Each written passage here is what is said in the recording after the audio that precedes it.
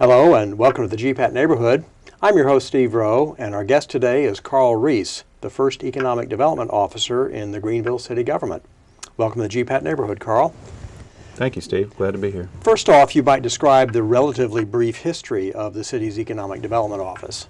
Well, and it is brief. It dates back really only to last July, although some of the planning took place a couple months preceding that. But Steve, you may recall that every 2 years, City of Greenville has elections, and we had a couple city council members who were elected, Mayor Thomas and Councilmember Mitchell, back in, I guess it would have been November of 2011. Mm-hmm. And part of the platform on which they ran was to build economic development in the city of Greenville. And when they got on council, I think they found that they had other council members who had been reelected who were interested in that as well. So I think they challenged staff to figure out how can we create an emphasis on economic development without creating a tremendously expensive new department or program or whatever the case would be. And it ended up to be fortuitous for me and the division that I was running in our community development department, which was the urban development division, in that we were already doing some work that I think most people would consider to be a portion of economic development, that being a pretty broad endeavor. And so City Council and the City Manager at the time chose to retask our division of 4 people from the Urban Development Division, and mostly working on downtown revitalization, to the city's Economic Development Office, continuing to work on downtown revitalization, but now with a much broader mission. Well, looking 5 years ago then, if a developer were coming to Greenville and wanted to talk to somebody in the city about economic development and opportunities to say expand or put something here, who would that person have talked to? Would it have been the urban planning portion, or who? They might have talked to a number of different people. If it was a industrial project, they probably would have talked with the Pitt County Development Commission. They might have even been talking with the Department of Commerce. We have the Eastern Office of the Department of Commerce here in Greenville, or maybe with North Carolina's Eastern Region, which is our regional economic development branch. But you might have sent them to, that person might have had to go to several different people They may very well have done that. They might have come into our community development offices, and if they had something about land use, questions about land use, they might have talked with some of our land use planners. Fire codes, they might have talked to the fire department, and so on. And so among the things that I'm sure we'll discuss, a variety of roles for our office today, is that coordination role. So it may still be necessary to talk to one or more of these entities, all of whom are great partners of ours, along with many more. But now we are sort of the central office. So if you have a question that has anything to do with economic development within the jurisdiction of the city of Greenville, you would start with our office. And how about explaining some of the main responsibilities of this new office? What do you do every day? I mean, what's a typical day or week like? Well, I think that it's an evolving role. As you mentioned, we're brand new. July 1 of this past year, July 1, 2012 was the start of our office. And so we're building the framework now. That framework is being built for the most standard things that a city government would want out of economic development, which are to grow quality jobs and to grow tax base.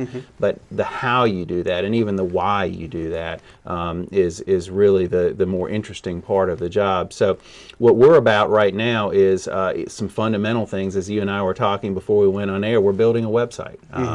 The city did not have a web presence related to economic development, so we're building a website. We adopted an economic plan for the city, and then an annual work plan after that. Part of what we're doing with that is rebranding our city. So we're working to come up with a brand that we can sell worldwide that would tell you about our city and how we'd like to position ourselves in the global economy. We are targeting what particular sectors of business, commerce, industry that we would like to pursue, working with an economic development consultant on that right now to put that together.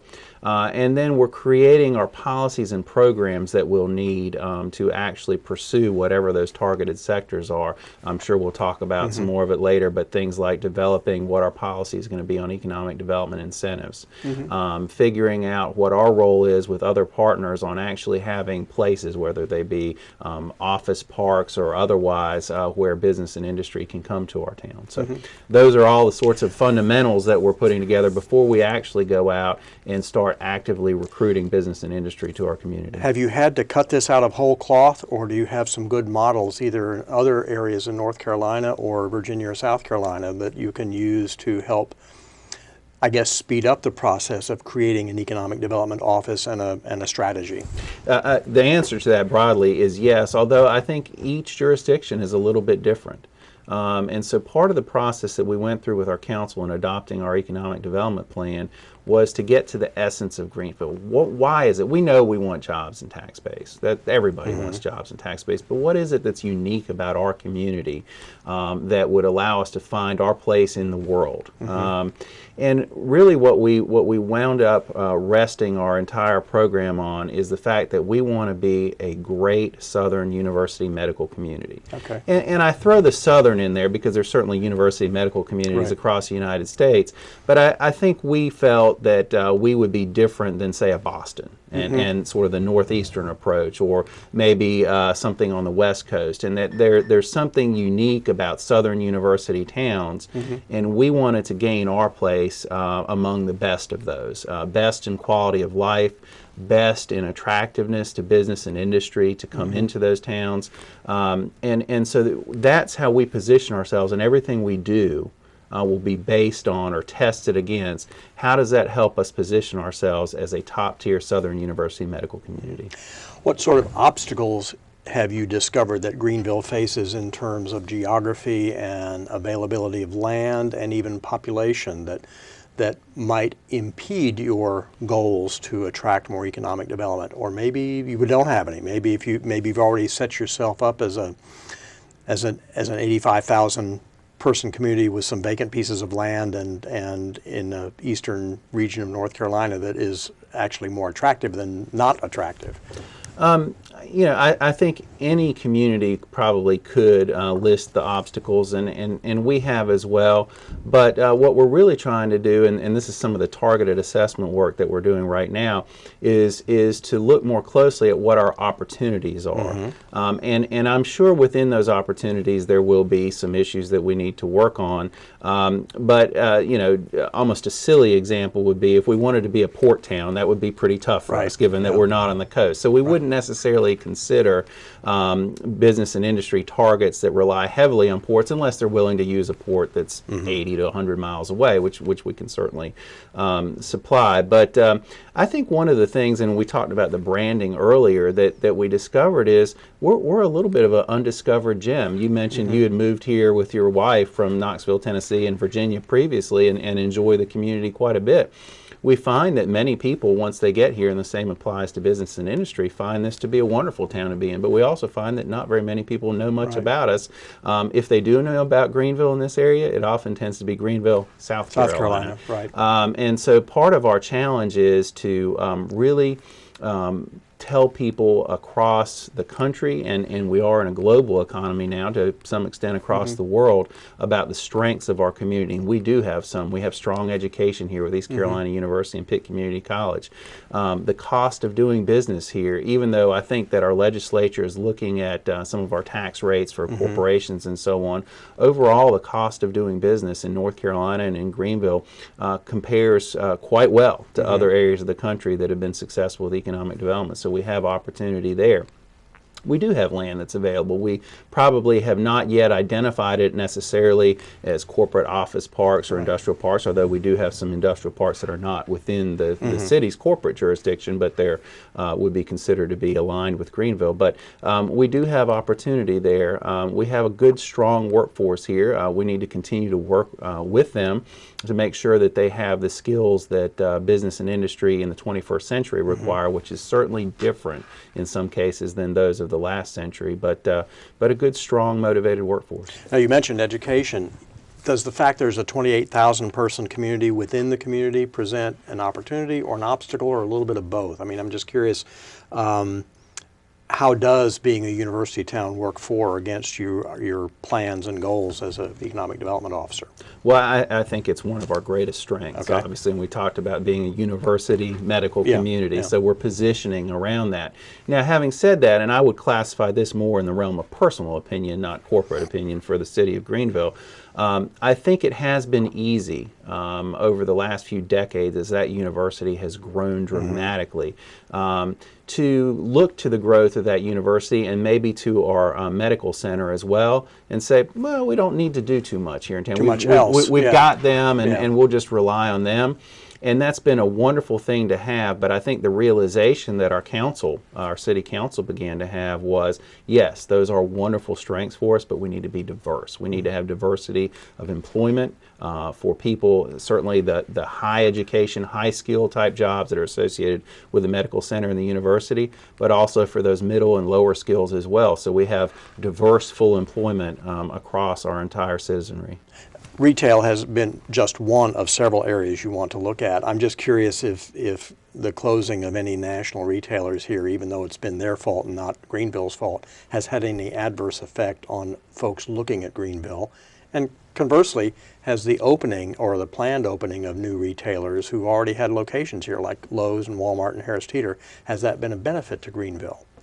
Yeah, I think we don't spend a tremendous amount of time looking at retail, although we certainly hear from our constituents here in town that they're interested in having better retail Right. and broader retail opportunities, and to whatever extent we can, we'll certainly pursue that.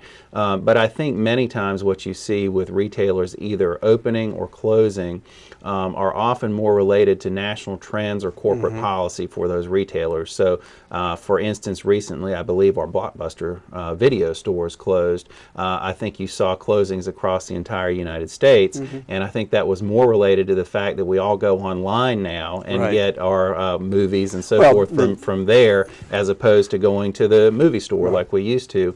Likewise, I think that you see with consumer electronics, and we had a closing of a Circuit City here, Right. just like Circuit Cities in other areas of the country. More and more electronics are being bought online and shipped by FedEx and UPS right to our front door, to the extent that we don't even need to go out anymore and shop and browse, although some of us like me enjoy doing that. But anyway, and likewise, when we see new companies that are maybe expanding here, new retailers and so on, that's something to do with our market, that they view that there's a stronger market. I think, as we know, we're having a second Walmart open here in town. We had a second Lowe's and Second new Lowe's, Harris Teeter, right. and that's growth not only on the eastern side of our community that's driving that, but it's growth on the eastern side of the bordering counties, or western side Right. for them, Yeah. but where there are communities there that'll be able to come to the hub, Greenville, and shop. The city, you mentioned the city's embarked on several steps to expand its economic development plans, and we include the hiring of consultants to identify potential companies that might want to come here. How's this process going? How's it working and how's it going? So far, so good. The branding process was a little bit ahead of the targeted assessment process, but they, by design, both are meshing together and sharing information with each other. Two different consulting? Two different consulting firms. We're using, they're both very strong, but both very, very different. Right. For the branding, we're using a company called North Star out of Nashville, Tennessee, and I think they're one of the top 2 or 3 most well-known, most heavily used branding consultants in the United States. And we're very, very pleased to have North Star working on our behalf, and they've been in town and done a week here where they met with just about everybody under the sun to gather information, and now we are in a survey process. They just finished a targeted business and industry survey, and will be launching a community survey within the next few weeks, which gets them even more information. All of that information is used to figure out who we are as a community. How do we feel about ourselves? How do others perceive us? You got any hints yet about who you are, or does that really have to wait till the end of their work? You know, interestingly enough, not a lot, because the way they work is they share enough information with us so we know that they're actually working for us when we pay the bills. but they don't want us as staff to bias them at all. So Okay. there's not a lot of communication back and forth on what they hear yet, but within the next few weeks, we will be receiving some hints, and actually in April, they're due to deliver the first package of information to us where we'll really get a feel for what our citizens and others feel. And some of that is very candid work. Some of it we don't even know is occurring. They send people into town and for instance, sit down at a restaurant and start asking people there, oh, are you from here? What do you think about Greenville? And that sort of thing. We don't even know what's coming. Now, the other part of it is the economic assessment. We actually hired a very small new firm out of the Piedmont of North Carolina called Creative Economic Development. The principal for that firm, founder, had worked for a very large economic development consulting firm for about 10 years and then went out on her own and hung out a shingle. And we're very impressed with the work that she's doing on our behalf. She's been meeting with key partners and allies, as well as some business and industry leaders here in town, and trying to help us figure out what those targets might be. Also examining a tremendous amount of data, really? Including sharing some of the survey work that North Star is doing. For us. And I think out of that we're going to have a very good idea of what are the best fits that maximize the advantages that we have and require the least amount of additional work for us to do on some of our weaknesses. You're watching the GPAT Neighborhood, and I'm your host, Steve Rowe. Our guest today is Carl Rees, Economic Development Officer for the City of Greenville, which is a newly created position in the city government. Tell us a little bit about your background in the city. This is not your first job with the city. You were with the planning office. I was. More specifically, and maybe how long were you in city government before you took this job? Yeah, I actually came to work for the city of Greenville in 1997. Okay. I had been working for another public government in eastern North Carolina, and but living in Greenville, and decided it'd be easier as I started a young family to live and work in the same location. I've worked for 4 different departments since I've been with the city of Greenville, administering various programs. I would say that one of the things that I'm proudest about was to be able, after Hurricane Floyd in 1999, to head up the city's recovery efforts. We worked hard to help our citizens recover from that just devastating hurricane and flood for about 3.5 years. Really? From the fall of 1999 into 2002, 2003 timeframe. And I actually look back on that both personally. I realized at that time that I had a calling working in community redevelopment, economic development work, but I also think that it changed our community's perspective. I think that we realized as a result of that work that this idea of revitalization, economic development was a possibility for us. It was out of that we began working with a lot of the federal grant programs where we began doing actual redevelopment, public-led redevelopment. And I think much as I talked about, we had some new council members come on board in the fall of 2011. We had some new council members come on board in the early 2000s who really wanted to pursue this idea of downtown redevelopment. So I was fortunate to be able to move out of leading our recovery efforts from Floyd right into that redevelopment work. Did that and continue to do it, but did that extensively for about 5 or 6 years prior to then getting into economic development on behalf of the city. The Pitt County Development Commission has been in existence for some time, and you've been in existence for a matter of months. How closely are you or will you be working with the Pitt County Commission, or are the objectives of the two groups, the two agencies, so different that just won't happen? Oh no, we work very, very closely with them, had been working with them closely even before our Economic Development Office opened. In many ways, up until our own office opened, we had deferred most economic development for the city to the Pitt County Development Commission, Wanda Uhas and her staff.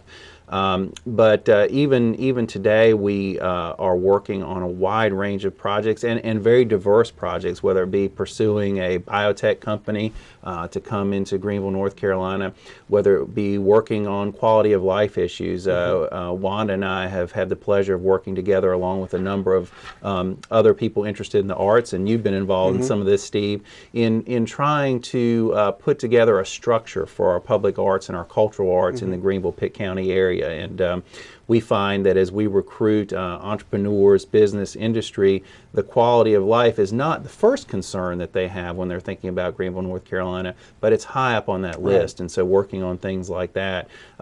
We have a number of other initiatives that we're currently working with them on, and we'll continue to work with them. So it's a great relationship, a great partnership, and we have great partnerships with a number of other institutions, whether it be the Economic Development Office at East Carolina University, whether it be some of the workforce programs that are going on at Pitt Community College, partners at Biden Health, the school system, and so on. Do you sense any kind of, now that you're taking or tackling economic development full time, do you sense any kind of deep divisions on the approaches that the city ought to be taking, or those, or whatever divisions there are, really not all that consequential? Deep divisions, no. Differences of opinion, right. Absolutely, yes. Yeah. I think you've seen several of them recently. There's been discussion about the First Street corridor and Town Common on downtown redevelopment. I think as a staff, we would argue that that end of our downtown remains underdeveloped and underutilized. How we might get to moving that area along and being better utilized is a issue for community discussion and debate, and there's definitely differences of opinion there. One of the other things that we're working on, we talked about all these foundational issues that we're working on right now, are incentives. And incentives are certainly something that there are a wide range of opinions on, although I think as practitioners we would have to say that most jurisdictions that are active with economic development do have some sort of incentive. Does North Carolina law permit localities to offer tax abatements or some kind of incentives to developers who come in, prorating taxes over a long period of time or something like that? Yeah, North Carolina does not actually allow tax abatement, although many of our neighbors do. But I think most jurisdictions that are actively engaged with economic development have found an array of other incentive options, whether it be tax increment financing, whether it be capital investment grants, whether it be infrastructure loans or grants, small business assistance, loan pools, any number of anything different related things. to redeveloping historic or old properties. Is that available too? Yeah, we have North Carolina offers a tax credit for historic adaptive reuse of buildings, and the federal government does as well. So it is quite common, particularly in a downtown setting, to see an older building where you might have some sort of local funds, a facade grant or something like that that's offered by the local jurisdiction, and then the tax credits as well. Is the city council prepared, from what you've been able to tell so far, the city council prepared to offer those kinds of grants, or were they kind of waiting to see who wants to use it first?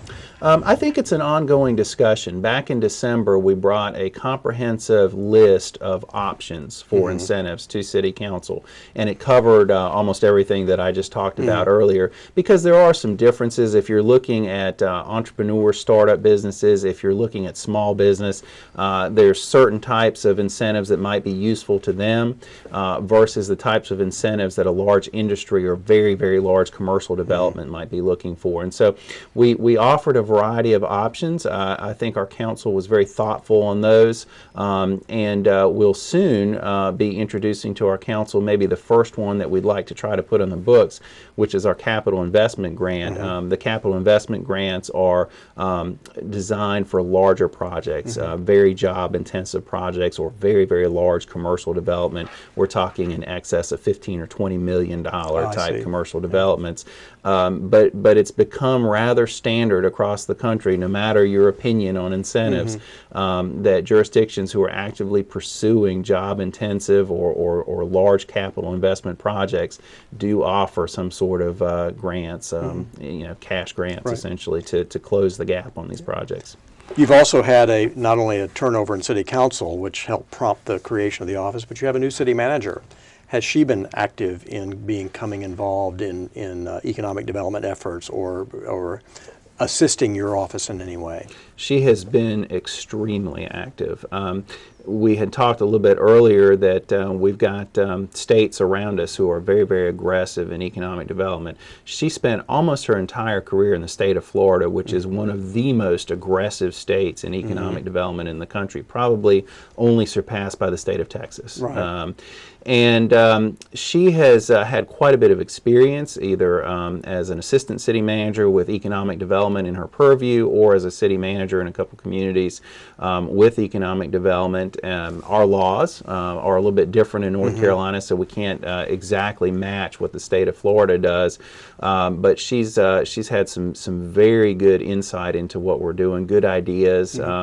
And I think you couldn't ask for a better city manager with regard to experience in economic development. There's been some talk in recent times when you talked about your consultants as trying to compare, and that may not be the right word, Greenville with Charlotte, to do things that Charlotte has done. It seems to be maybe an inapt comparison. It would seem to me that from the layman's point of view that maybe comparing Greenville more with Boone or with Charlottesville or Blacksburg might be a little bit more appropriate. But what is it about Charlotte that Greenville might like to emulate, or should you be looking at other small southern university towns? Well, with regard to Charlotte first, and then I'll talk about some of the others, I think Charlotte can be a good aspirational city. And what I mean by that is I don't know that we're ever going to be approaching 1 million population in Greenville, North Carolina, ever. But what we should aspire to is to be as creative as Charlotte has been in enacting their program of economic development activities. If there has been something that they wanted to pursue that they felt was important for the city of Charlotte, they found a way to get it done. I see. And so that attitude, that can-do attitude, I think, is what we should aspire to and emulate. Now, with regard to cities that are closer to ours, we have looked at quite a number of southern university medical communities, whether it be Athens, Georgia, Gainesville, Florida, Tuscaloosa, Alabama, College Station, Texas, Charlottesville, Virginia, and a few others. And in fact, in the work that our economic development consultant is doing, we're looking at 3 in particular: Lynchburg, Virginia, Johnson City, Tennessee, and Athens, Georgia, and looking very, very closely at how they do their work to advance their college towns and medical centers. But we've found, interestingly enough, that if you want a close match to Greenville, North Carolina, Durham, North Carolina is surprisingly similar. About 3 times as big as Greenville, North Carolina, but very similar. If you think about Durham, they're an old tobacco town. Greenville's an old tobacco town. They're a university town. We're a university town. They're a medical center. We're a medical center.